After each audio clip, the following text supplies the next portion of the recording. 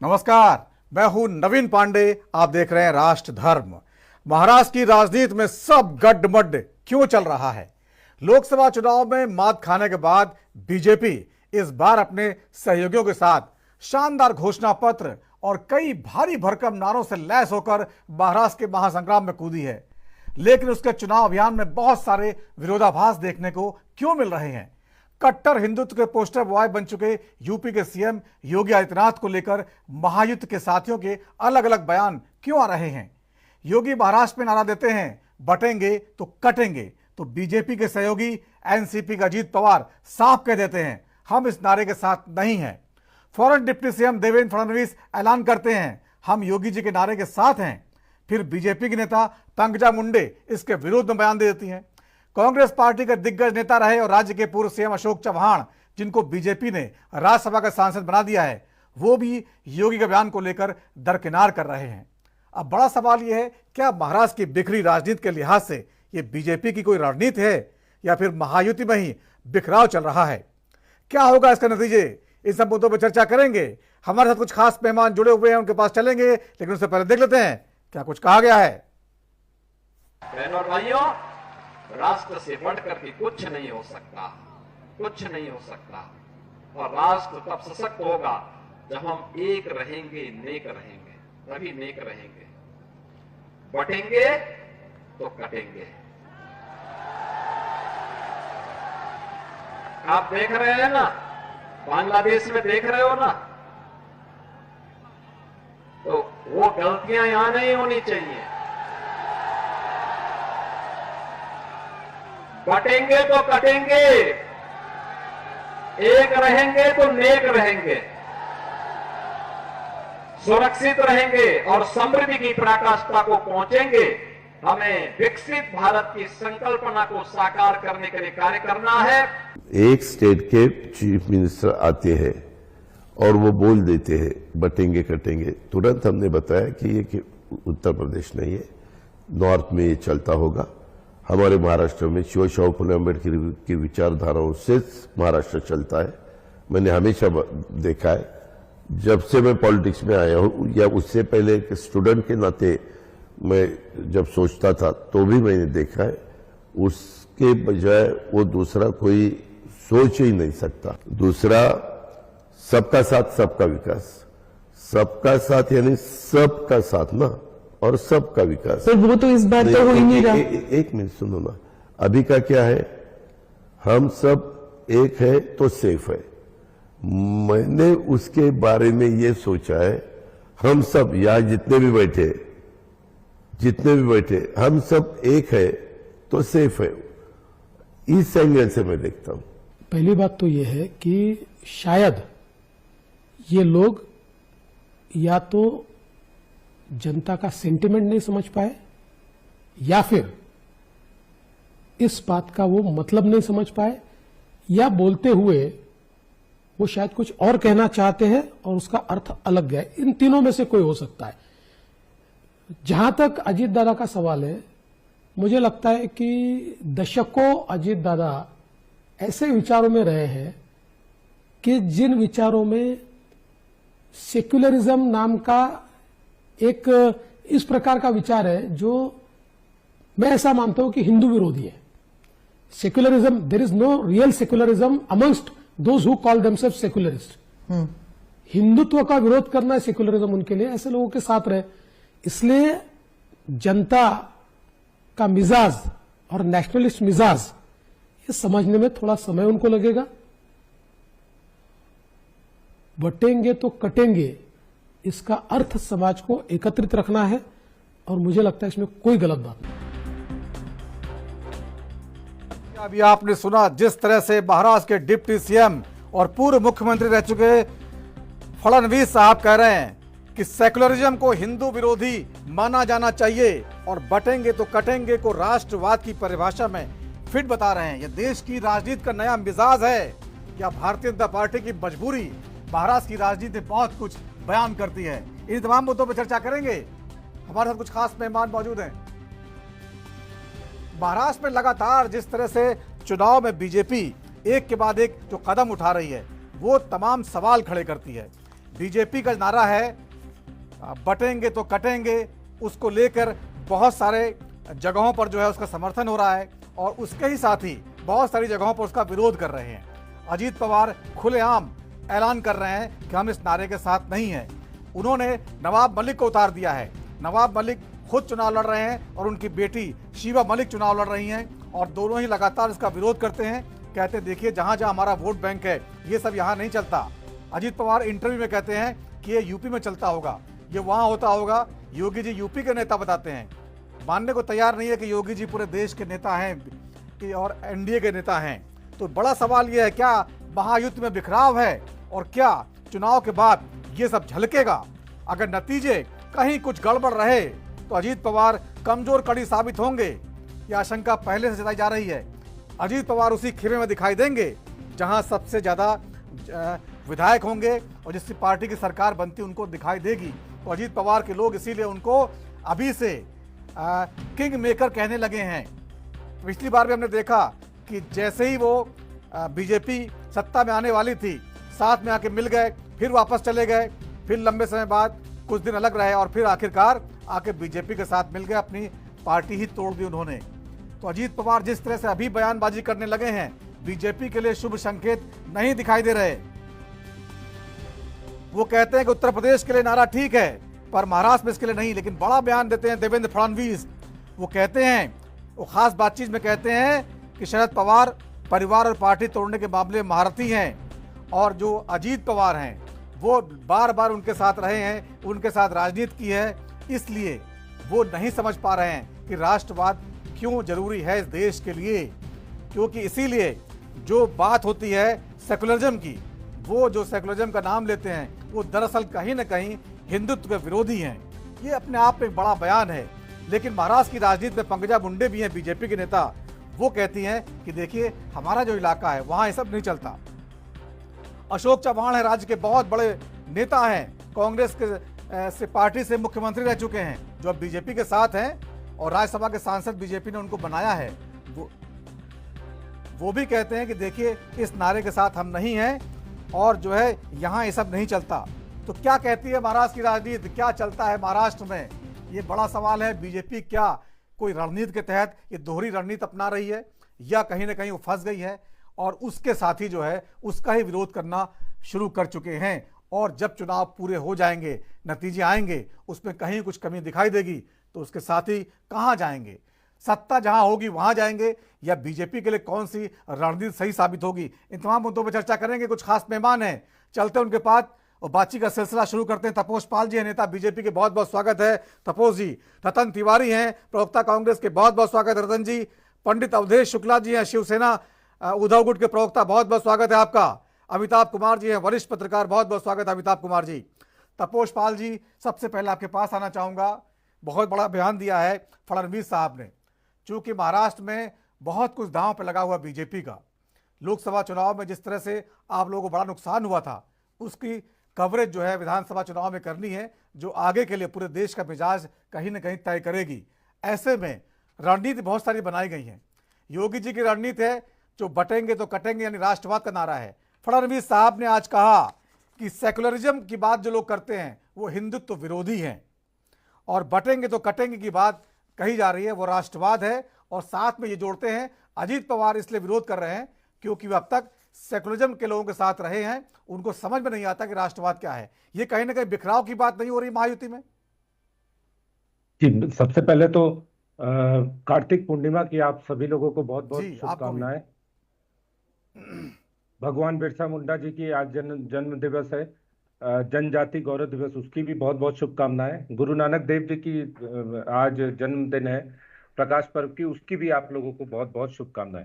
देखिए, महायुति में कोई बिखराव नहीं है।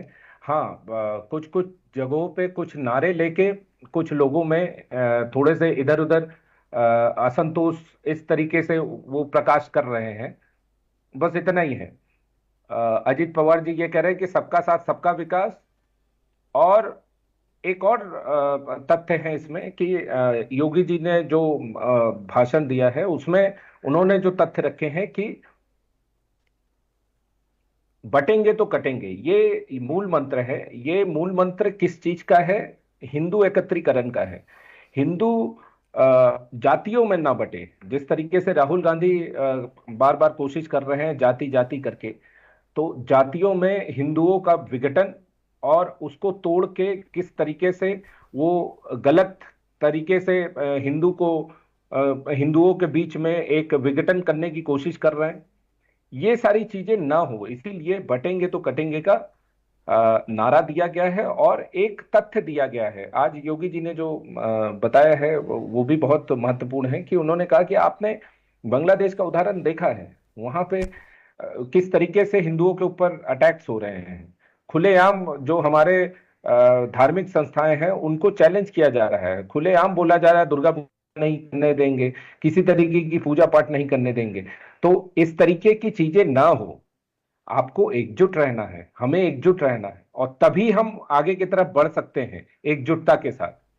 और आज गुरु नानक जी जिनका आज जन्म दिवस है, उनको उनको भी उन्होंने भी तो यही बताया था कि हम सबको एक रहना है। उनका भी मूल मंत्र यही था, प्रकाश पर्व का भी मूल मंत्र यही है कि सारे लोग सारे विविधताएं छोड़ के प्रकाश पर्व को सेलिब्रेट करते हैं और कहते हैं कि हम एक हैं। तो जितने भी महापुरुष हैं, जो भी लोग हैं, तपोष पाल जी, वो सारे जितनी लोगों बातें का आप मंत्र बता रहे यही हैं, रहता है। ये बातें आपके सारे जी। नेता बता रहे हैं, लेकिन जो आपके सहयोगी हैं फिर उसका विरोध क्यों कर रहे हैं? सहयोगी नहीं, चलिए मान लीजिए उनको एक बार आप दरकिनार भी कर सकते हैं। पंकजा मुंडे तो आपकी अपनी नेता हैं, अशोक चव्हाण तो अब आपके अपने नेता हो गए हैं, पूर्व मुख्यमंत्री हैं, आपने राज्यसभा का सांसद बनाया है, लगातार विरोध कर रहे हैं। एकनाथ शिंदे की पार्टी के बहुत सारे जो विधायक सड़कों पे हैं, जो चुनाव मैदान में हैं, वो विरोध कर रहे हैं और खुलेआम कर रहे हैं, कैमरे पे माइक पे आके। यहां तक कह रहे हैं योगी जी को नहीं पता महाराष्ट्र में क्या चलता है, उनके उत्तर प्रदेश में चलता होगा। योगी जी जिस तरह से राष्ट्रीय नेता हैं भारतीय जनता पार्टी के, और उनकी कोई बात कही जाती है उस पर पंकजा मुंडे बयान दे देती है, ये क्या बतलाता है?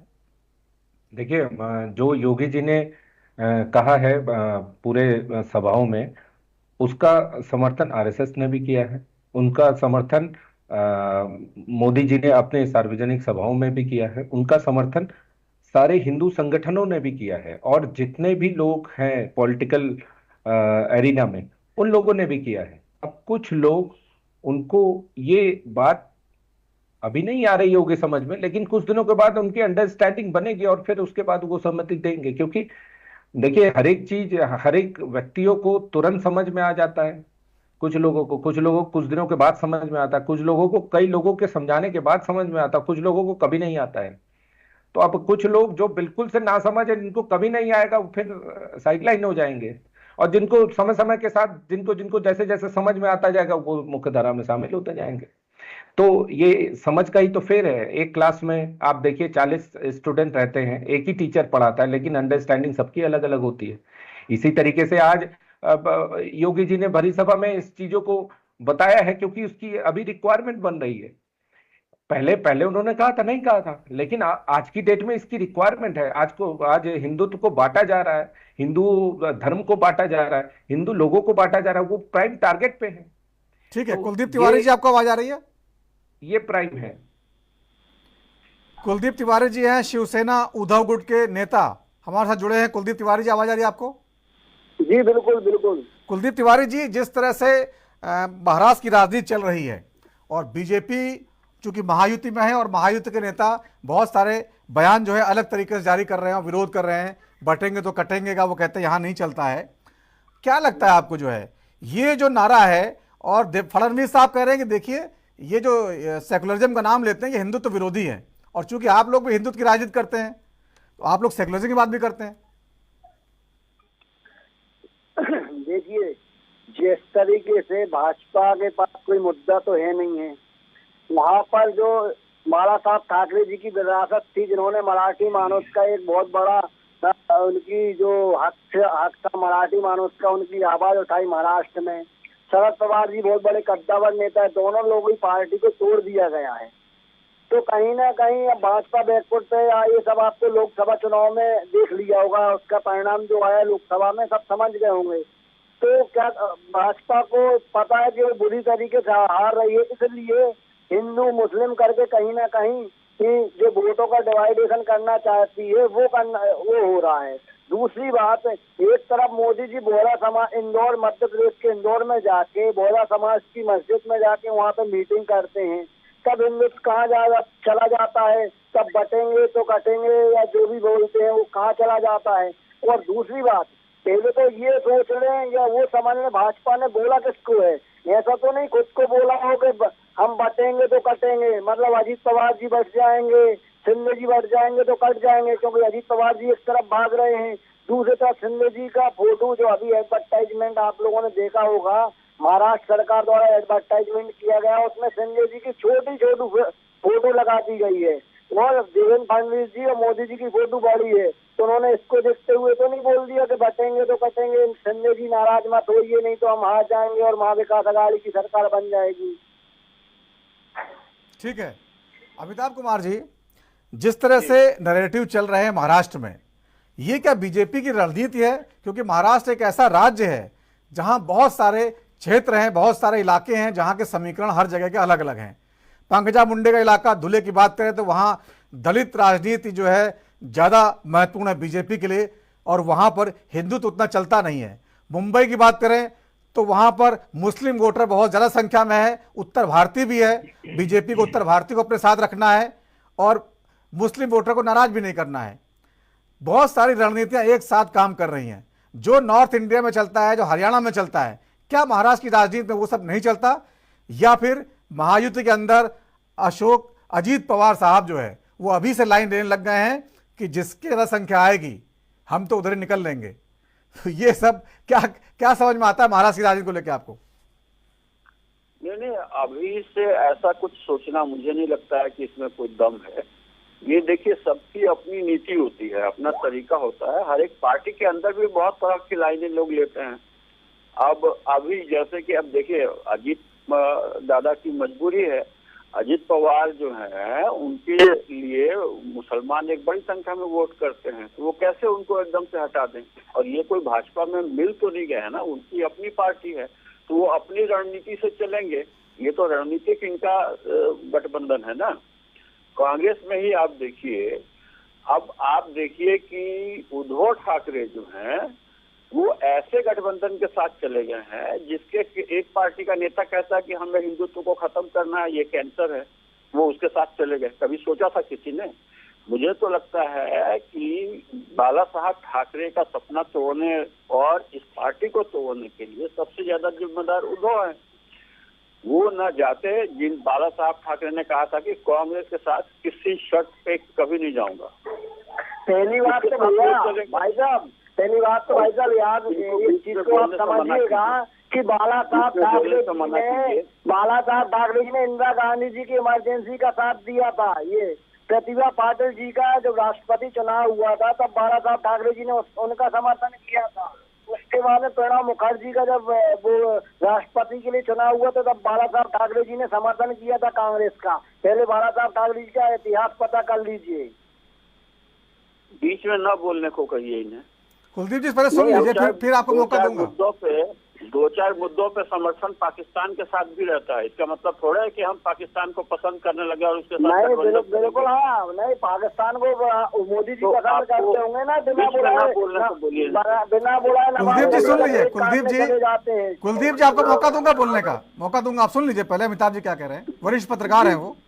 बोलिए अमिताभ जी। जब आप बहस में उतरे ना तो बीच में ना बोले, आपकी बात भी सुनी जाए, हमारी बात भी सुनी जाए।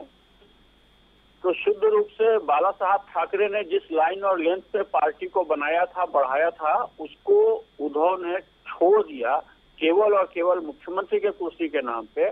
इसलिए उनकी पार्टी टूटी। उनकी पार्टी में बहुत विक्षोभ था इस बात को लेकर। इसका स्पष्ट संदेश इसी से मिल जाता है कि बड़ी संख्या में लोग जो है शिंदे के साथ चले गए और उस चीज को उद्धव ठाकरे ने देखने तक आंख बंद कर लिया था। वो नहीं समझ रहे थे कि पार्टी में इतना जो है लोग उसके खिलाफ जा रहे हैं, तो भी वो चले गए कांग्रेस के साथ। वो कांग्रेस जो कहती है कि जिसके लोग कहते हैं कि हिंदू भगवा आतंकवाद है, हिंदू को आतंकवादी बनाने को लगे हुए थे, वो सब जान रहे थे कि कैसे बड़ा षड्यंत्र रचा गया था। और उसी मुंबई में पाकिस्तानियों ने हमला किया था जिसमें निश्चित रूप से कहीं न कहीं इनका उसमें गठजोड़ था। क्योंकि उसके साथ साथ किताब रिलीज होती है और हिंदुओं पे भगवा आतंकवाद का आरोप लगाया जाता है। तो ऐसे लोगों के साथ जाके जब खड़े हो गए हैं तो ठीक है, राजनीति है, कहीं कहीं पे कुछ मजबूरी होती है, लेकिन अगर इस तरीके से अपना लाइन और लेंथ छोड़ते हैं आप, तो निश्चित रूप से आप जो है सबसे पहले दगा करते हैं, क्योंकि अपने सिद्धांतों के आसपास ही बना रहना चाहिए, क्योंकि एकदम सिद्धांत विहीन आप हो गए। जैसे ही आज उद्धव ठाकरे सिद्धांत विहीन है, उद्धव ठाकरे के साथ केवल इसलिए सहानुभूति मिल रही है कि हमारे देश की जनता आज तक जो है सामंतशाही राजशाही से बाहर निकल नहीं पाई है। इसी वजह से ऐसी पार्टियां जो पार्टी परिवार तंत्र पर चलती हैं, जिसमें एक परिवार पूरी पार्टी पे हावी होता है, कब्जा रखता है, इसलिए उनको तवज्जो मिल जाती है। ठीक है, ठीक है अमिताभ जी, आते हैं दोबारा आपके पास। इनके लिए ठीक है, कुलदीप जी आप बोलिए, क्या बोलना चाह रहे थे?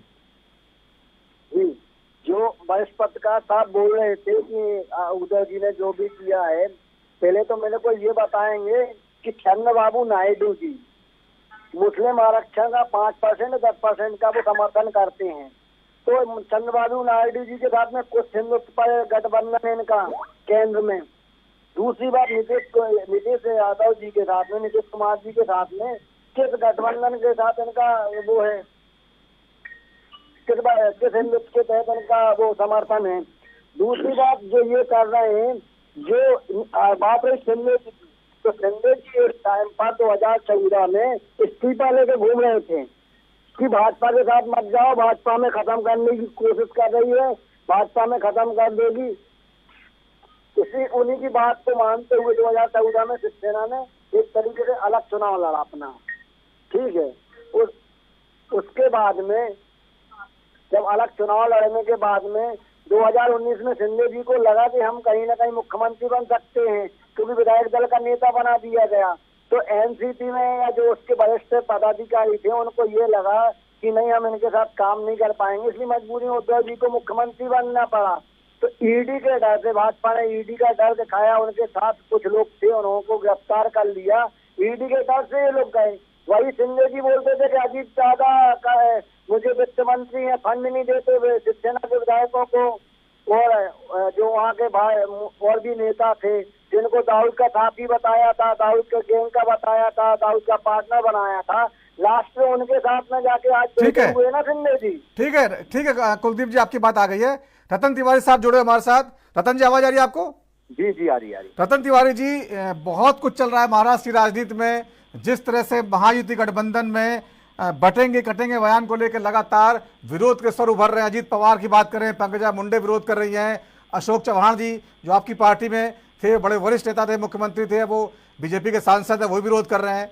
तो क्या है महाराष्ट्र की राजनीति, क्या है? क्या अजीत पवार जी आपके संपर्क में है? क्या होगा चुनाव के बाद, नतीजों के बाद? देखिए, सबसे पहले नवीन भाई, राजनीति संभावनाओं का खेल है। राजनीति में कब क्या हो जाए ये आपको और हमें और किसी को भी नहीं पता होता है। आपने देखा था कि महाराष्ट्र में रात को 3 बजे अजीत पवार जी और देवेंद्र फडणवीस जी के शपथ को आपने देखा था, और आपने ये भी देखा था किस प्रकार महाराष्ट्र की सरकार गिराई गई, किस प्रकार शिंदे ने 40 विधायकों को लेके गुवाहाटी से असम से गोवा पहुंचे, वो सब ने देखा। देखिए, महाराष्ट्र के अंदर कटेंगे बटेंगे जो नारा दिया जा रहा है, ये उत्तर प्रदेश में चलेगा, लेकिन महाराष्ट्र में नहीं चलेगा। ये छत्रपति शिवाजी का महाराज का देश है, ये राज्य है, और यहाँ पे कटेंगे बटेंगी राजनीति नहीं चलेगी। आप देखिए ना, इनके ही गठबंधन के साथी हैं अजीत पवार, वो विरोध कर रहे हैं, इनकी विधायक है पंकजा मुंडे, वो विरोध कर रहे हैं, भाजपा के सांसद विरोध कर रहे हैं, यहाँ तक कि इनकी जो सहयोगी पार्टी है ये खुल के तलवार खींच के इनके खिलाफ लड़ रहे हैं। और आपको मजे की बात बता दूं, यही भारतीय जनता पार्टी के लोग थे ना जो अपने नवाब मलिक को कहते थे ये दाऊद का आदमी है, दाऊद के साथ इसके संबंध है, लेकिन आज उन्हीं को महायुति ने टिकट दिया हुआ है और खुद भाजपा के बड़े बड़े नेता उनका प्रचार करने जा रहे हैं, उनकी लड़की को भी टिकट दिया है। यही तो रतन जी, यही तो सवाल है कि इतना बिखराव है, इतना कंफ्यूजन है, ये क्या बीजेपी की रणनीति है या वैसा ही कुछ हो रहा है, उनके हाथ से बात निकल चुकी है? मैं वही तो आपको बता रहा हूँ, क्योंकि इनको पता है कि महाराष्ट्र के अंदर महाराष्ट्र की जनता ने लोकसभा चुनाव में यही भारतीय जनता पार्टी जो 48 सीट का दावा कर रही थी, 48 सीट का दावा कर रही थी, उसी 48 सीट वाली भाजपा एनडीए को महाराष्ट्र की जनता ने सिंगल डिजिट पे लाके खड़ा कर दिया। और इनको वो डर है, वो डर सता रहा है। इसके लिए इन्होंने ये पार्टी की तोड़फोड़ की। आज इन लोग इस तरीके से नौटंकी कर रहे हैं। और अभी भी बोल रहा हूँ, महाराष्ट्र में इन लोगों की चाल नहीं चलेगी। इन लोगों की ईडी सीबीआई एजेंसियां कितना भी दुरुपयोग कर लें, पैसा अंतर तंत्र कुछ भी लगा लें, लेकिन महाराष्ट्र में इस बार बदलाव की बहार चल रही है। और महाराष्ट्र में इन लोगों को पैदल लाके खड़ा करेंगे, क्योंकि शरद पवार जी ने ऐलान कर दिया है कि महाराष्ट्र के अंदर गद्दारों को माफ नहीं किया जाएगा। और महाराष्ट्र की जनता हम आप ठीक है, गद्दारों को माफ नहीं करेंगे महाराष्ट्र जनता। इस पर आगे चर्चा करेंगे। छोटा सा ब्रेक है, ब्रेक के बाद लौटेंगे, इस चर्चा को और आगे बढ़ाएंगे।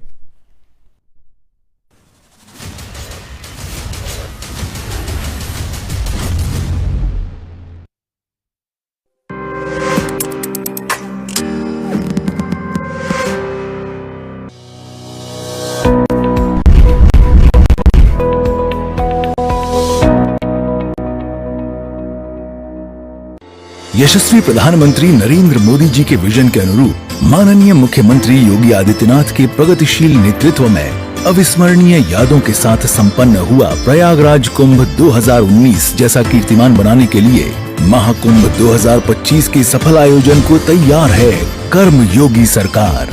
स्वच्छ महाकुंभ, हरित महाकुंभ के अनुरूप पौधरोपण, पार्कों का जीर्णोद्धार एवं सौंदर्यीकरण के विभिन्न कार्यों से महाकुंभ में आने वाले पर्यटकों को होगी विशेष अनुभूति।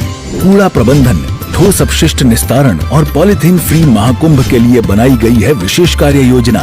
श्रद्धालुओं की सुविधा के लिए 1,45,000 शौचालय का कराया जा रहा है निर्माण। सौंदर्यीकरण और मेला थीमेटिक लाइटिंग के कार्यों से कुंभ नगरी प्रयागराज को मिला है नव्य स्वरूप। मानवता की अमूर्त सांस्कृतिक धरोहर महाकुंभ 2025 में अमृत स्नान का पुण्य कमाने आओ चलें महाकुंभ। नहीं दबेगी कोई आवाज, हटेगे पर्दे, सामने आएगा हर राज। जो छिपाते हैं हकीकत, उनकी सच्चाई सामने लाते हैं हम। इसीलिए एएनबी न्यूज पर भारत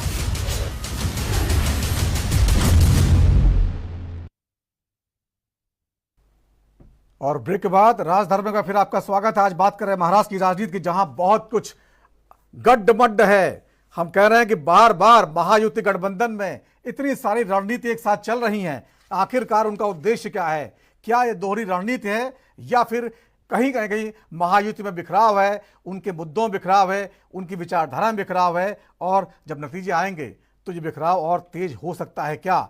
वहां पर जो लोकसभा चुनाव के नतीजे आए थे, जिन्होंने बताया था कि बीजेपी से मराठा नाराज हैं, 32% मराठा वोटर हैं जो आरक्षण की मांग करते हुए मोदी सरकार से कहीं न कहीं नाराजगी जाहिर की थी लोकसभा चुनाव के दौरान।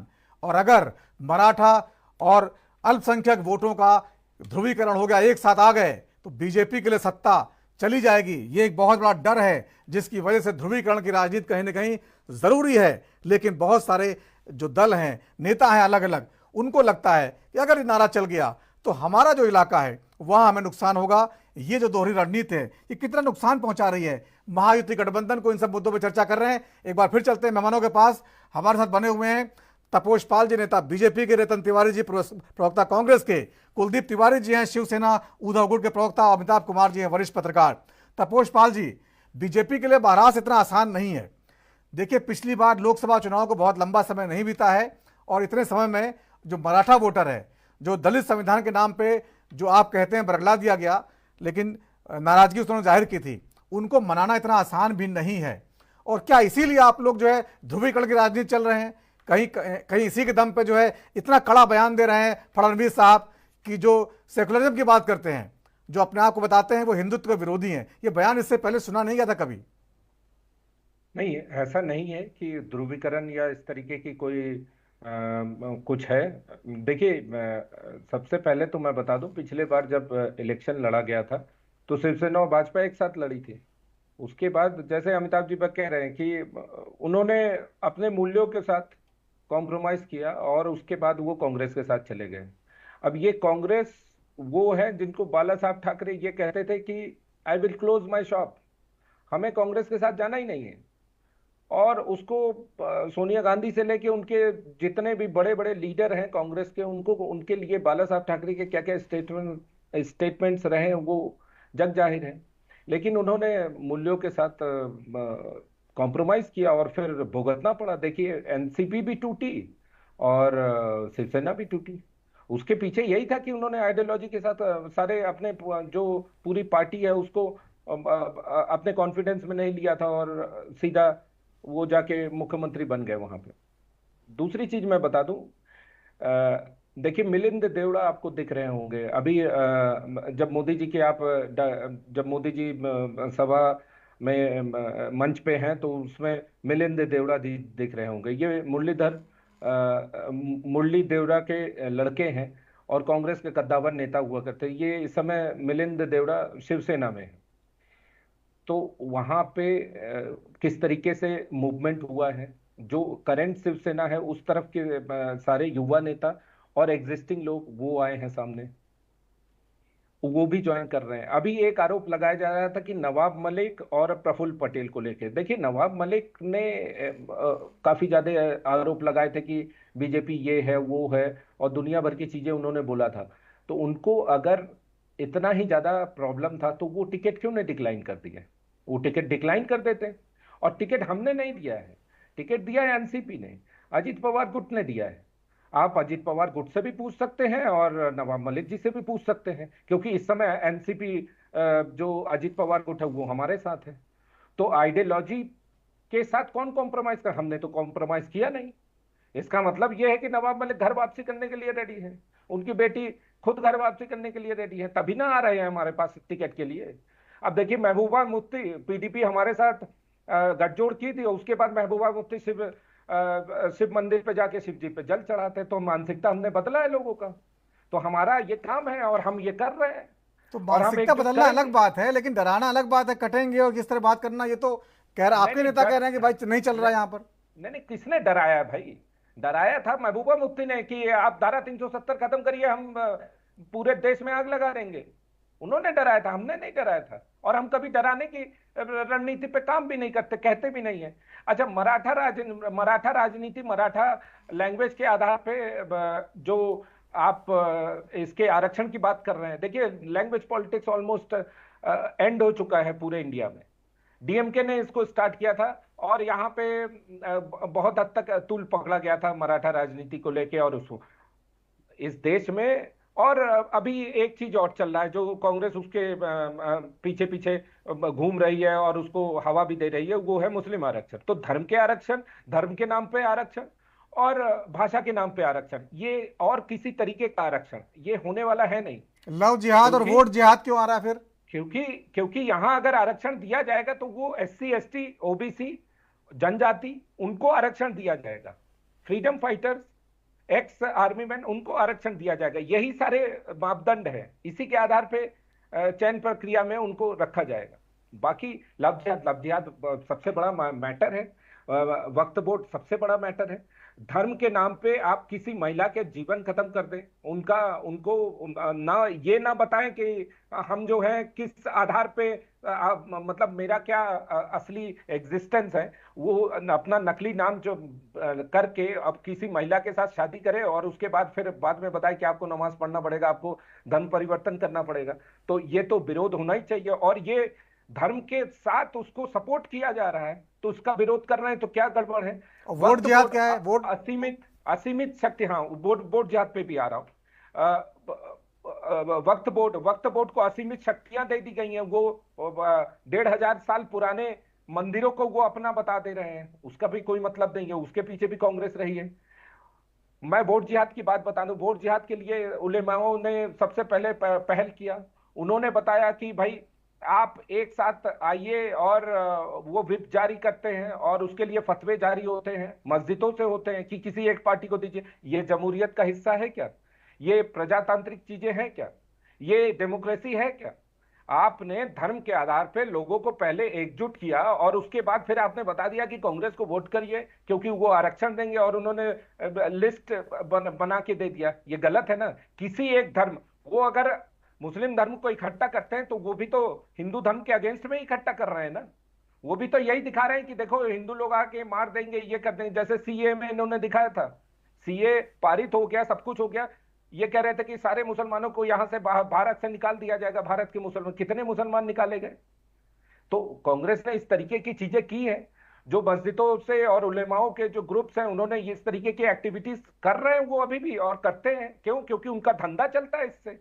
वो इस तरीके की एक्टिविटीज करते हैं तो उनको पद मिलता है, उनको रेपुटेशन कांग्रेस देती है, उनको वजीफा देती है और पैसा देती है, इसलिए ये करते हैं। ठीक है तपोष तो पाल ये जी, गलत है और इसका हम अपोज करते रहते हैं। रतन तिवारी जवाब देने को तैयार हैं। एक चीज बता दूं मैं, बटेंगे तो कटेंगे, ये कोई वोट के लिए नहीं है, ये है हिंदुत्व के लिए। हमारा धर्म बचे, हम बचे, हम जातियों में न बांटे भाई। अपने ये आप। हिंदुत्व कहाँ से लेके आते हो आप लोग? ये हिंदुत्व कहाँ से लेके आ जाते हो आप लोग? और हिंदुत्व के इतने बड़े ठेकेदार कहाँ से बन जाते हैं? नहीं, हम कोई ठेकेदार नहीं है। हम नहीं, हिंदुत्व के इतने बड़े ठेकेदार बनने की क्या आवश्यकता है? जब देश का प्रधानमंत्री हिंदुत्व की बात करता है, देश का राज्य का मुख्यमंत्री हिंदुत्व की बात करता है, तो हिंदुत्व कहाँ खतरे में है? हिंदू धर्म में पैदा हुआ हूँ, ये हजारों वर्षों से हिंदुत्व खतरे में नहीं हुआ, तो प्रधानमंत्री नरेंद्र मोदी के बनने के बाद आज हिंदुत्व खतरे में आ गया। चीजें मैं बता दूं, कांग्रेस पार्टी की सरकार थी तो हिंदुत्व खतरे में नहीं आया, तो मोदी जी के राज में हिंदुत्व खतरे में आ गया। इस देश को बांटने का काम बंद करिए आप लोग, तपोष पाल जी सुन तो इस देश लीजिए, को फिर तोड़ने का काम बंद करिए, भाई से भाई को लड़ाने का काम बंद करिए। कौन भाई है इस देश में भाई को भाईचारा स्थापित करवाइए, भाई को भाई से गले मिलने दीजिए। आप कहें कौन भाई है? आप बीच में जो दीवार खड़ा कर रहे हैं, जो इतनी बड़ी खाई खोदने का काम कर रहे हैं, आने वाले समय में देश को भुगतना पड़ेगा। मैं बड़ी बात कर रहा हूँ आपके चैनल पे नवीन भाई, इतनी बड़ी जो खाई खोदी जा रही है, देश को भुगतना पड़ेगा। लगा के देश नहीं भुगता है। अरे भैया, जब देश में बेरोजगारी की बात होती है, बेरोजगारी, आप जब महंगाई की हम बात करते हैं तो 370 को लेके आ जाते हैं, जब हम बेरोजगारी की बात करते हैं 370 को लेके आ जाते हैं, जब हम किसानों की बात करते हैं 370 को लेके आ जाते हैं। रतन तिवारी जी, आप लोग जो विरोध करते हैं, वो जो फडणवीस साहब का इंटरव्यू आज आया है, वो कह रहे सेकुलरिज्म को जो है, जो सेकुलर हैं, सेकुलरिज्म वो हिंदुत्व का विरोध कर रहे हैं, और जो बटेंगे कटेंगे वो समझ नहीं पा रहे हैं, वो राष्ट्रवाद का दरअसल नारा है, और ये इसको लोग समझ नहीं पा रहे हैं, इसलिए जो लोग विरोध कर रहे हैं वो इसलिए कर रहे हैं। अभी देखिए, देवेंद्र जी बड़े अच्छे नेता हैं, मुख्यमंत्री रहे हैं, लेकिन उनकी जो पत्नी है, उनकी पर्सनल लाइफ पे मैं अटैक नहीं कर रहा हूँ, लेकिन उनकी जो धर्म पत्नी है, उनकी धर्म पत्नी ने रियाज के साथ जो रील बनाई है, उस पर क्या कहेंगे भाजपा के प्रवक्ता? उस पर नहीं बोलेंगे। देखिए, देश में आज मुद्दों की बात होनी चाहिए, देश में महंगाई की बात होनी चाहिए, बेरोजगारी की बात होनी चाहिए, रोजगार की बात होनी चाहिए, किसानों की बात होनी चाहिए। बहुत सारे मुद्दे हैं जिस पे आज देश चर्चा करना चाहता है, लेकिन यह लोग इस मुद्दे को हटा के या 370 की बात करेंगे, राम मंदिर की बात करेंगे। मैं बार बार कहता हूँ, देखो, मंदिर का विषय था, आस्था का विषय था, मंदिर बन गया, 370 की बात थी, 370 धारा भी हो गई। अरे भैया, अब तो आ जाइए देश के मुद्दे पे। देश जानना चाहता है कि मुद्दों की बात कब करेंगे, और उसी मुद्दे के आधार पे देश की जनता ने 240 सीट पे लाके खड़ा कर दिया। महाराष्ट्र में आपको सिंगल डिजिट पे खड़ा कर दिया, और आप अगर अभी भी नहीं सुधरे तो महाराष्ट्र की जनता आपको विधानसभा में भी सिंगल डिजिट पे लाके खड़ा कर देगी। तो आप हमारे लिए वोट मांग रहे हैं क्या? नहीं, हम आपके लिए वोट नहीं मांग रहे हैं। कांग्रेस क्या हमारे भाजपा को खत्म हो जाएगी, विचारधारा चला रही है क्या? ठीक है तपोष जी, जवाब दे दीजिए, छोटा जवाब दे दीजिए। हाँ, बताइए आपके मुद्दे क्या है? आप कह रहे हैं देश के मुद्दों पे आ जाइए, मुद्दे बताइए आप। महंगाई बेरोजगारी की बात कर रहे हैं, महंगाई बेरोजगारी ये सब जो है, इस पे बात करिए। भाई, महंगाई बढ़ी है तो एमएसपी भी बढ़ा है, हमने विधवा पेंशन उसको भी डबल किया है, हमने जहां जहां वेजेस है उसको भी डबल किया है, जीडीपी भी बढ़ा है, 5 ट्रिलियन तक हम जा रहे हैं। तो उसके हिसाब से हमने, महंगाई बढ़ी है चीजें तो बाकी सारी चीजें बढ़ी हैं, तो उस हिसाब से जिस तरीके से इन्फ्लेशन बढ़ा है उस तरीके से हमने उसके रिकवर करने के लिए वो भी बढ़ाया है। और प्राइवेट जॉब्स में पहले आप देख लीजिए किस तरीके से प्राइवेट जॉब्स बनते थे और उस पे आते थे लोग, अभी देख लीजिए आप, ह्यूज डिफरेंस है, जमीन आसमान का अंतर है। ठीक है। और ये अभी धर्मपत्नी किनकी फडणवीस जी के लिए कह रहे थे, भाई पूरा का पूरा 2014 का इलेक्शन आप याद कर लीजिए, आपको शर्म आनी चाहिए, आपको सीख लेनी चाहिए, आप फिर से उसी धर्रे पे जा रहे हैं। पूरा का पूरा इलेक्शन दिग्विजय सिंह मोदी जी के पत्नी पे लड़े थे, कौन सा मुद्दा था वो, और कितनी बुरी तरीके से हारे, आज तक आप रिकवर नहीं कर पाए। शर्म आपको आनी चाहिए, मोदी जी के पत्नी पे आप इलेक्शन लड़ेंगे, और फिर हमको बताएंगे कि देश के मुद्दों पे तो क्या कौन ठीक है, सी विचारधारा ठीक है। लेके चल कुलदीप रहे हैं तिवारी आप? जी, कुलदीप तिवारी जी, देखिए बीजेपी का एजेंडा बिल्कुल साफ है। वो कह रहे हैं कि देखिए ये राष्ट्रवाद है और ये कोई हम बांट वाट नहीं रहे हैं, ये आप लोग गलत समझ रहे हैं। कौन से मुद्दे आपके पास उनको घेरने के लिए? तपस्वी जी क्लियर कर ले, हिंदुत्व की बात करें, राष्ट्रवाद और हिंदुत्ववाद में क्योंकि जो भारत देश में मुसलमान भाई रहते हैं, मुस्लिम भाई रहते हैं, यदि बाला साहब ठाकरे जी ने भी कहा था कि हम उस मुसलमान के खिलाफ हैं जो भारत में रह के पाकिस्तान के हित की बात करते हैं, उस मुसलमान के खिलाफ है। तो बाला साहब ठाकरे जी का स्टैंड एकदम क्लियर था, भाई उद्धव जी का स्टैंड क्लियर है। दूसरी बात तपोर जी बोल रहे हैं चंद्रबाबू नायडू को, मैंने पहले ही बोला कि चंद्रबाबू नायडू जी के 10% मुस्लिम आरक्षण के सपोर्ट करते हैं या विरोध करते, पहले तपोर जी ये बताया, क्योंकि केंद्र में गठबंधन में है चंद्रबाबू नायडू जी। दूसरी बात, हजारों करोड़ रुपए मदरसों को मिंदे सरकार महाराष्ट्र में दे देती है, तब इनका हिंदुत्व कहाँ चला जाता है? तब तो भाई वोट भी चाहिए ना मुसलमान के, तो मदरसों को देना पड़ेगा।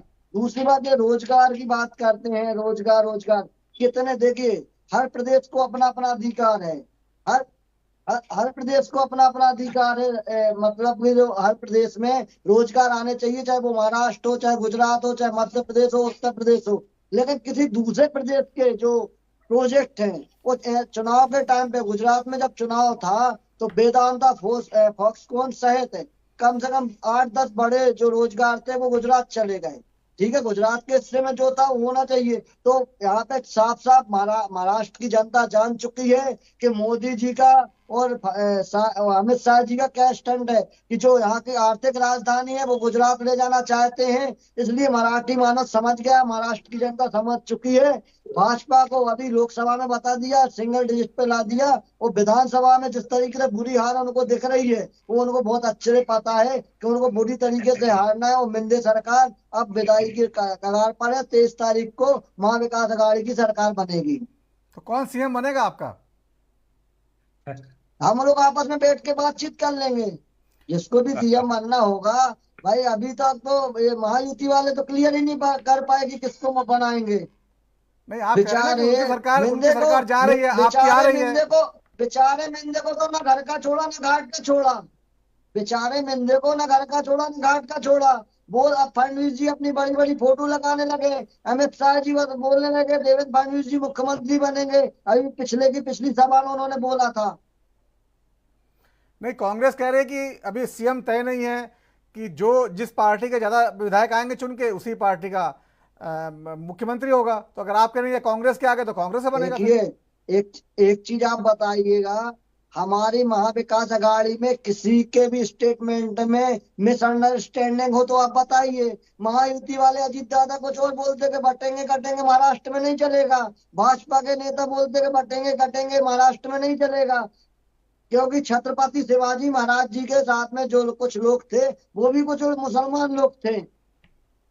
ठीक है अमिताभ कुमार जी, कुलदीप कुमार जी जो बात कर रहे हैं उसमें कहीं ना कहीं तथ्य तो हैं, क्योंकि महाराष्ट्र की राजनीति जो है वो बहुत सारी कभी भी जो है मुस्लिम विरोधी नहीं रही है। कुछ पॉकेट्स को छोड़ दिए जाएं, कुछ मुद्दों को छोड़ दिए जाएं, तो वहाँ शुरू से ही शिवाजी महाराज के ज़माने से ही जो है मुस्लिम जो है साथ रहे हैं, मराठों के साथ रहे हैं। ये बीजेपी को समीकरण राष्ट्र नहीं आता है। अगर कहीं दोनों एक हो गए तो बीजेपी के लिए दिक्कत हो जाएगी, जैसे लोकसभा चुनाव में हो गई थी। किसान आंदोलन वहाँ पर भी है, मराठा आरक्षण आंदोलन भी वहाँ पर जो है। तो कहीं ना कहीं इसलिए जो है वो डबल दोहरी जो है रणनीति अपना रही है कि जो कट्टर हिंदू वहाँ लव जिहाद भी चलेगा, वहाँ वोट जिहाद भी चलेगा, वहाँ बटेंगे तो कटेंगे भी चलेगा, और वहाँ नवाब मलिक भी चलेंगे, वहाँ अजीत पवार भी चलेंगे, और ये सब चीज़ें पंकजा मुंडे भी चलेंगी, किसी के खिलाफ कार्रवाई भी नहीं होगी। देखिए, आप जब ये हम बयान देते हैं ना, बीच में आप जब मैं इशारा करता हूँ आप मुझे बताने नहीं देते हैं। नहीं ऐसा नहीं होता अमिताभ कुमार, सबका यहाँ पर जो है सबका टाइम है, उनको मौका सबको मिलता है, कोई एक ही थोड़ी बोलेगा। बीच में हमने कहा था ना, आपने मौका दिया नहीं। अभी आप बोलिए, आराम से बोलिए, अपनी पूरी बात रखिए। तो पहली बात ये है कि शिवाजी हमेशा मुगलों के खिलाफ ही लड़ते रहे, मुसलमानों के खिलाफ लड़े, लेकिन उनके सहयोगी बहुत सारे मुस्लिम थे, ये कह रहे हैं। मुसलमान राजाओं के खिलाफ लड़े, लेकिन जो उनको सहयोग करने वाले साथी थे, सेनापति थे, बहुत सारे मुस्लिम भी थे। अरे भाई, आज भी कोई कांग्रेस और भाजपा आपस में लड़ रही है तो इसका मतलब थोड़ा है कि दोनों एक दूसरे को एकदम ही ये कर देंगे। कांग्रेस के लोग भाजपा में चले जा रहे हैं, भाजपा के लोग कांग्रेस में जा रहे हैं। हाँ, वही नवाब मलिक साहब हैं जो महायुति में। भाई मुसलमानों के खिलाफ ही लड़े थे ना वो। मुंबई के दंगों की याद दिलाऊं मैं, कितने दंगे होते रहे वहां पे। और मुंबई में और बाला साहब ठाकरे खुद भी सबसे ज्यादा बांटो और बांटने की बात करते थे। आप भूल जाते हैं वहाँ बिहारियों के साथ क्या हुआ, वहाँ दक्षिण भारतीयों के साथ उठाओ लुंगी बजाओ पुंगी क्या होता था, मराठा के बाहर के लोगों के साथ कैसा व्यवहार होता था। वहाँ तो सबसे ज्यादा बांटो और राज करो चलता था। महाराष्ट्र में ऐसा होता रहा है और महाराष्ट्र में मराठे जो है वहाँ पे भी मुस्लिमों के खिलाफ खूब चलता रहा है, हमेशा होता रहा है। तो ऐसा नहीं है कि कोई बहुत ज्यादा ये है, पूरे देश में ऐसी स्थितियां रही हैं। और 70 सालों से कांग्रेस क्या करती रही है? जिस पार्टी ने इस देश को धर्म के आधार पे बांटा, धर्म के आधार पे बांटा और करोड़ों लोगों को कटवाया, लाखों लोगों को बेघरबार करवाया है, आज फिर वो उन्हीं को प्रश्रय दे करके ऐसे ऐसे कानून बना के, चाहे वो वक्फ बोर्ड हो, चाहे वो धर्मस्थल कानून हो, और ये तो एक दंगा का कानून बना रहे थे 12 में कि अगर दंगा होगा तो हिंदू जो होगा, मुसलमान नहीं, जो हिंदू होगा वही दोषी माना जाएगा, वो जवाब देगा वो दोषी है या नहीं है। और हर जगह परिस्थितियां क्या होती हैं, कश्मीर में क्या हुआ, आज बांग्लादेश में लोग देख रहे हैं क्या हो रहा है। भाई देख करके अब जा करके थोड़ी सी जागृति आई है लोगों में, लोग इस बात को समझ रहे हैं कि ये सारी बातें आप जो बात कर रहे हैं वो पूरे देश की बात कर रहे हैं, पूरे देश की राजनीति की बात कर रहे हैं। हम जो बात कर रहे हैं महाराष्ट्र की राजनीति की बात कर रहे हैं। वहां पर जो है जिस तरह से हर पॉकेट्स में हर जाति समुदाय का वोट है, उस वोट बैंक को पाना उनका लक्ष्य है, उसके लिहाज से रणनीति बनाई जा रही है। मैं वहां की बात कर रहा हूँ। ये मैं वहीं की बात बता रहा हूँ आपको। आप महाराष्ट्र में घूमिए, मैं घूमा हूँ, मैं कई जगह घूमा हुआ हूँ, और वहाँ पे जितना जितना मजबूत गठबंधन होता है ना, जितना मजबूत वहाँ पे जो गिरोहबंदी होती है, वहाँ पे मुस्लिम लोगों का जो गिरोहबंदी है सबसे तगड़ा रहा वहाँ शुरू से। वहाँ कभी नहीं बढ़ता है मुस्लिम वोट, इसलिए वो उस पे इंटरेस्ट रहता है लोगों का। वहाँ पे वो जाति की भावना को भी खूब भड़काया जाता है, खूब बंधे हुए रहते हैं वो लोग, इसलिए राजनीति भी उस तरीके की होती है। तो हर तरह की चीजें वहाँ चलती हैं। ऐसा नहीं है कि वहाँ पे बटेंगे और कटेंगे नहीं चलेंगे, खूब चल रहा है। लेकिन जिसका मुस्लिम वोट है वो क्यों ये बात कहेगा? अजीत दादा क्यों कहेंगे भाई इस बात को? अगर उनका वोटर मुस्लिम है तो वो बिल्कुल नहीं कहेंगे, और उनको अपनी रणनीति पर काम करना चाहिए। आज ठाकरे साहब जो हैं, उद्धव ठाकरे मुसलमानों के खिलाफ नहीं बोल सकते, कल तक बोल रहे थे। क्यों बोलेंगे भाई? अब उनको जब वोट मिलना है उसका, तो वो क्यों बोलेंगे? वो ऐसे लोगों के साथ खड़े हो गए जाकर के जो कहते हैं कि हिंदुत्व तो कैंसर है, तो वो उसका जवाब भी नहीं दे पाते हैं। तो वो उनकी मजबूरी है ना, राजनीति में है, अभी चुनावी राजनीति है खास करके, तो वो उनकी मजबूरी है। लेकिन ठीक है, पार्टी के लिहाज से, अपने राजनीति के लिहाज से वो जो कर रहे हैं वो ठीक कर रहे हैं। तो वो होगा वहां पे, वो जैसे जो अभी बटेंगे और कटेंगे नहीं चलेगा। मुझे लगता है कि कहीं ना कहीं इसके कैलकुलेशन में कांग्रेस जो है वो भूल कर रही है, उद्धव ठाकरे भी भूल कर रहे हैं। उनको लग रहा है कि ये नहीं चलेगा, तो उनको ये चलेगा ये समझ करके उस हिसाब से अपनी राजनीति करनी चाहिए, और उस हिसाब से नारे बनाने चाहिए और लोगों को अपने पक्ष में लाने की कोशिश करनी चाहिए। नहीं तो मुझे लगता है कहीं ना कहीं मुश्किल होगी। कांग्रेस को तो बहुत मुश्किल होने जा रही है। कांग्रेस को इस चुनाव में सबसे ज्यादा नुकसान होने जा रहा है, मैं अभी बता रहा हूँ। अजीत दादा को भी होगा निश्चित रूप से, लेकिन कांग्रेस को सबसे ज्यादा नुकसान होने जा रहा है। उद्धव दादा अगर अभी भी नहीं संभले तो निश्चित रूप से उनको भी नुकसान होगा, और अजीत और जो क्या कहते हैं कि दूसरा फैक्शन है वो कहीं ना कहीं आगे बढ़ सकता है। ठीक है, उनको केवल एक सहानुभूति है, वो इससे सहानुभूति है कि भारतीय मनसा से राजा का भाव अभी नहीं गया है। नहीं तो पार्टी किसी के बाप की होती है क्या? पार्टी किसी परिवार की संपत्ति है क्या? लोगों को वही दुख है, वही समझाते हैं कि हमारे साथ धोखा हुआ। अरे पार्टी में जो मजबूत हुआ वो राजा, वो प्रधान बनेगा उसका। शिंदे मजबूत हुए, शिंदे प्रधान बने। क्योंकि पार्टी लाइन से दूसरी तरफ जा रही थी, जो पार्टी की लाइन है उसको छोड़ रही थी। तो लोकतंत्र का मतलब क्या होता है कि जो मजबूत हो रहा है, जिसको ज्यादा लोगों का समर्थन है, उसको नेतृत्व करना चाहिए।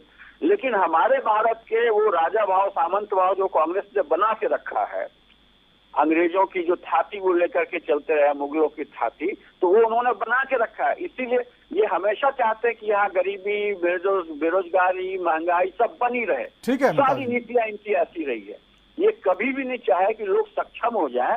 जैसे ये रिजर्वेशन की बातें करते हैं, अगर इन्होंने हर एक जाति को, हर एक व्यक्ति को सही शिक्षण और प्रशिक्षण की व्यवस्था कर दी होती तो योग्य लोग बनते और अपने आप नौकरी ले लेते, अपने आप काम कर लेते। ठीक है अमिताभ जी, उस पर फिर चर्चा करेंगे आरक्षण पर। अभी महाराष्ट्र में रहते हैं रतन तिवारी जी, बहुत बड़े सवाल उठाए अमिताभ कुमार जी ने। ये कह रहे हैं कि देखिए अभी भी आप लोग गलती कर रहे हैं, आपकी रणनीति गलत है। भले आप लोकसभा चुनाव जीत गए हों महाराष्ट्र में, लेकिन अभी विधानसभा चुनाव में गलत कर रहे हैं। मैं तो इनसे बार बार पूछता हूं कि महाराष्ट्र में हम क्या गलत कर रहे हैं। अगर हम महाराष्ट्र में मराठा आरक्षण के समर्थन में खड़े हैं या महाराष्ट्र में हम किसानों के साथ खड़े हैं, वो गलत है। अगर हम महाराष्ट्र में युवाओं की बात कर रहे हैं, रोजगार की बात कर रहे हैं, महंगाई की बात कर रहे हैं, हम महालक्ष्मी योजना के माध्यम से महिलाओं को 3,000 रुपया हम अगर महीने का दे रहे हैं, वो क्या गुनाह है? क्या हम महिलाओं को और बच्चियों को बस में यात्रा मुफ्त में दे रहे हैं, क्या वो गलत है? हम गलत क्या कर रहे हैं? हम तो वही कर रहे हैं जो महाराष्ट्र की जनता चाहती है। आप बीजेपी का विरोध क्यों कर रहे हैं? चाहते हैं, आप बीजेपी विरोध क्यों कर रहे हैं? यही गलत कर रहे हैं। चाहते हैं बीजेपी का विरोध ना करें। नहीं, हम तो बार बार कर रहे हैं। देखो, विरोध तो होना है। विरोध इसलिए होना है कि जो देश का प्रधानमंत्री हर वर्ष 2 करोड़ रोजगार की बात करता था, 15 लाख की बात करता था, महंगाई कम की बात करता था, किसानों की बात करता था, महिलाओं की बात करता था, आज वो सारे वादे गायब हो गए। आज भारतीय जनता पार्टी पूरी तरीके से एक्सपोज हो गई है। सब उनका चेहरा देश के सामने आ चुका है। तो हम तो उस बात को उठाएंगे, उस मुद्दे को उठाएंगे और जनता को ये बताएंगे, यही भारतीय जनता पार्टी है जो चोरी करके महाराष्ट्र की जनता और स्वाभिमान के साथ खेल करके सरकार गिराई है और झूठ बोलने का काम करी है। आज समय आ चुका है इन्हें सबक सिखाने का। ठीक है अमिताभ जी, 1 मिनट बोलिए, अपनी बात पूरी का समय कम बचा है। अमिताभ जी। हाँ, ये वो पार्टी है जिसने 2012-13 में जनता को संदेश दिया कि हमारे पास एक हेलीकॉप्टर खरीदने का पैसा नहीं है और दुनिया में 5 इकोनॉमिकली फ्रजाइल कंट्रीज में इस देश को पहुंचा दिया था, काउंट हो रहा था। हमारी गिनती ऐसे देशों में हो रही थी जो कभी भी जो है दिवालिया हो सकते हैं। हाँ? वहां से उठा करके आज हम 5वें नंबर की अर्थव्यवस्था बन गए हैं। आज दुनिया भर में आज हमारा डंका बज रहा है, हमारा डिफेंस इतना मजबूत हो गया है, हमारा निर्यात बढ़ रहा है, हमारे इंफ्रास्ट्रक्चर इतने डेवलप हो रहे हैं, हमारे यहाँ अब रोजगार को लेकर के ये खाली सरकारी नौकरियों के दम पे आरक्षण वगैरह की बात क्यों करते हैं? अरे सरकारी नौकरी पूरे देश में 3-3.5% से ज्यादा नहीं है और सबको मूर्ख बनाए हुए हैं। ये नहीं बताते कि तुम खुद भी उद्यमी बनो और देश को भी आगे बढ़ाओ। सरकारी नौकरी के नाम पे लड़ाई करवाए हुए सारे युवाओं को उलझाए हैं, जबकि मुश्किल से 3-3.5% सरकारी नौकरियां हैं। बाकी भैया 96-97% क्षेत्र को ये ऐसे ही छोड़ दिए थे, केवल आयात पर देश को निर्भर कर दिया था ताकि इनका कट मनी बनता रहे। ठीक है अमिताभ जी, समय कम बचा है, आपकी बात आ गई है, जवाब ले लीजिए इसका। बहुत तकलीफ होती है। जवाब तपोष पाल जी, मेरे ख्याल से आपकी सब बातें कह दी अमिताभ कुमार जी ने, तो आपको कहने की ज्यादा जरूरत नहीं है। रतन, जवाब दे दीजिए। अरे अब देखिए, अब अमिताभ जी कहाँ से बात कर रहे हैं कि कांग्रेस पार्टी ने इस देश को इस लेवल पे लाके खड़ा कर दिया कि हम दिवालिया हो जाते थे। अब वो क्या बोल रहे हैं मुझे नहीं पता, लेकिन इतना जरूर है यही कांग्रेस है जब पूरा विश्व आर्थिक तंगी से जूझ रहा था तो डॉक्टर मनमोहन सिंह की सरकार ने इस भारत को 1 नंबर पे पहुंचाने का काम किया। हम वही कांग्रेस है जो 72,000 करोड़ रुपए किसानों के माफ करके दिखाए। हम वही कांग्रेस है जो 70 साल राज करने के बाद भी पेट्रोल के दाम 70 रुपए के ऊपर नहीं होने दिए। हम वही कांग्रेस है जो 70 साल राज करने के बाद गैस के सिलेंडर 300 के ऊपर नहीं जाने दिए। ठीक है, अपने अपने दावे, अपने अपने विचार और महाराष्ट्र की राजनीति गड्ढ। बहुत बहुत धन्यवाद चर्चा में शामिल होने के लिए सभी मानों का। तो राजधर्म आज इतना ही, वक्त छोटे से ब्रेक का है, ब्रेक के बाद भी खबरों का सिलसिला जारी रहेगा। नमस्कार।